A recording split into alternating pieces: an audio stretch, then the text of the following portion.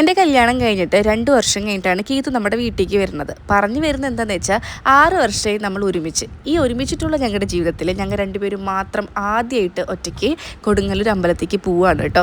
അമ്പലങ്ങളിലേക്കൊന്നും ഞങ്ങൾ അങ്ങനെ ഒറ്റയ്ക്ക് ഇതുവരെ പോയിട്ടില്ല. അമ്പലങ്ങളിലേക്ക് എന്നല്ല, ഇപ്പം അടുത്താണ് ഞങ്ങൾ രണ്ടുപേരും മാത്രമായിട്ട് എവിടേക്കെങ്കിലുമൊക്കെ ദൂര സ്ഥലങ്ങളിലേക്ക് ബസ്സിനൊക്കെ പോണത്. അപ്പോൾ കൊടുങ്ങല്ലൂർ അമ്പലത്തിൽ പോകുമ്പോൾ ഞങ്ങൾക്ക് ഭയങ്കര സന്തോഷമുണ്ട്. നമ്മൾ ഇടയ്ക്കിടയ്ക്ക് പോകാറുള്ളതാണ്, നമ്മൾ ഫാമിലി എല്ലാവരായിട്ടാണ് പോകാറുള്ളത്. ഞങ്ങൾ രണ്ടുപേരും മാത്രമായിട്ട് പോണതും നമ്മളെല്ലാവരും കൂടെ പോണതും ഭയങ്കര ഡിഫറെൻ്റാണ്. ഞങ്ങൾക്ക് രണ്ടുപേർക്ക് മാത്രമായിട്ട് എവിടേക്കെങ്കിലും പോകണം എന്നൊരു അഭിപ്രായം ഞങ്ങൾ പറഞ്ഞാൽ ഞങ്ങളുടെ ചേട്ടന്മാരായാലും ഫാമിലിയിലും നോ എന്ന് പറയില്ല. അതിനൊരു എക്സാമ്പിളാണ് നമ്മളന്ന് ഡൽഹിയിലൊക്കെ ഞങ്ങൾ രണ്ടുപേരും മാത്രമായിട്ട് പോയത്. വീട്ടിലെ കാര്യങ്ങൾ, കുട്ടികളുടെ കാര്യങ്ങൾ, യൂട്യൂബ്, ഇപ്പോൾ തുടങ്ങിയ ബിസിനസ്, എല്ലാത്തിൻ്റെ ഇടയിലും ഇങ്ങനെ കുറച്ച് സമയം ഞങ്ങൾക്ക് അത്യാവശ്യമാണ്, അല്ലെങ്കിൽ ഞങ്ങൾക്ക് പ്രാന്തായി പോകും ഗൈസ്. അപ്പോൾ നല്ല ക്യൂ ഉണ്ടായിരുന്നു. എത്ര ക്യൂ ഉണ്ടായാലും കുഴപ്പമില്ല, ഞങ്ങൾ അമ്മേനെ കണ്ടിട്ടേ വരുള്ളൂ എന്ന് വിചാരിച്ചിട്ടുണ്ടായിരുന്നു. നമ്മുടെ കൊടുങ്ങല്ലൂർ അമ്പലത്തേക്ക് വരുമ്പോൾ ഭയങ്കര ഒരു പോസിറ്റീവ് വൈബാണ്.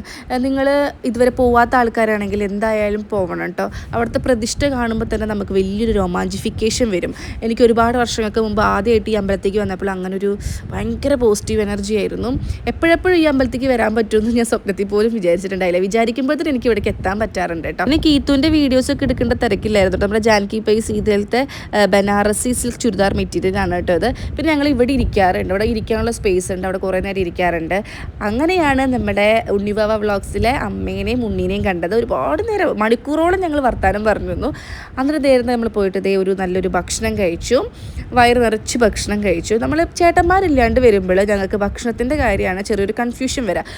അവരുണ്ടെങ്കിൽ അവർ ഓർഡർ ചെയ്യുന്നു, ഞങ്ങൾ കഴിക്കുന്നു. അങ്ങനെ വലിയ ഭാരപ്പെട്ട പണികളൊന്നുമില്ല. പിന്നെ ബസ്സിൽ പോകാൻ ഞങ്ങൾക്ക് ഭയങ്കര ഇഷ്ടമാണ് കേട്ടോ. അങ്ങനെ ഇന്നത്തെ ദിവസം അടിപൊളിയായിരുന്നു ഗൈസ്.